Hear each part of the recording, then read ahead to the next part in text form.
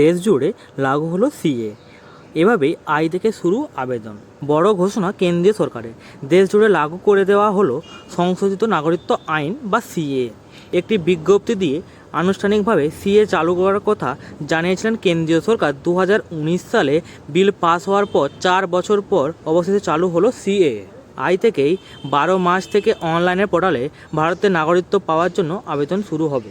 দ্বিতীয়বার ক্ষমতায় আসার পর কেন্দ্রীয় মোদী সরকার 2019 সালের 11 ডিসেম্বর সিএ পাস করিয়েছিল। এই আইন অনুযায়ী বাংলাদেশ, পাকিস্তান ও আফগানিস্তানের মতো মুসলিম ধর্মাবলম্বী দেশ থেকে যদি এই দেশে ধর্মীয় সংখ্যালঘুরা ধর্মীয় উৎপীড়নের কারণে ভারতে আশ্রয় চান, তাহলে তা আশ্রয় দেবে ভারত। সংসদে 2 কক্ষে পাস হওয়ার পরে দেশীয় তৎকালীন রাষ্ট্রমন্ত্রী রামনাথ কোবিন্দ অনুমোদন দিয়েছিলেন সিএ বিলে। তবে এতদিন ধরে দেশে সিএ কার্যকর করা নিয়ে কোনো বিজ্ঞপ্তি জারি করা হয়নি। সংবিধানের নিয়ম অনুযায়ী রাষ্ট্রপতি সই করা 6 মাসের মধ্যে আইনের নির্দিষ্ট ধারা উপধারা যুক্ত করতে হয়। তা না হলে লোকসভা কিংবা রাজ্যসভার নির্দিষ্ট কমিটিগুলির কাছে বিশেষ অনুমতি দিতে হয়। এক্ষেত্রে আইনে পরিণত হওয়ার পরেও প্রায় 4.5 বছর ধরে সিএতে কোনো ধারা উপধারা যুক্ত করা হয়নি। ফলত এই আইন এতদিন লাগু করা হয়নি। এক্ষেত্রে কেন্দ্রীয় রাষ্ট্রত্ব মন্ত্রক 2020 সাল থেকে আইনের কার্যকর করার সময়সীমার বৃদ্ধির আবেদন জানিয়ে আসছিল। তবে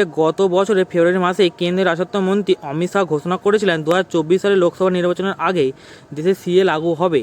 গত মাসে রাষ্ট্রত্ব মন্ত্রক কর্মরত এক আধিকারিক সংবাদ সংস্থা পিটিআইকে দেওয়া এক সাক্ষাৎকারে বলেন, সিএ কার্যকর বিজ্ঞপ্তি লোকসভা নির্বাচনের আগেই জারি হয়ে যাবে। এই আইনের নিয়ম বা ধারার ইতিমধ্যে তৈরি হয়ে গিয়েছে। নাম নথিভুক্তকরণের জন্য অনলাইনে পোর্টালও প্রস্তুত।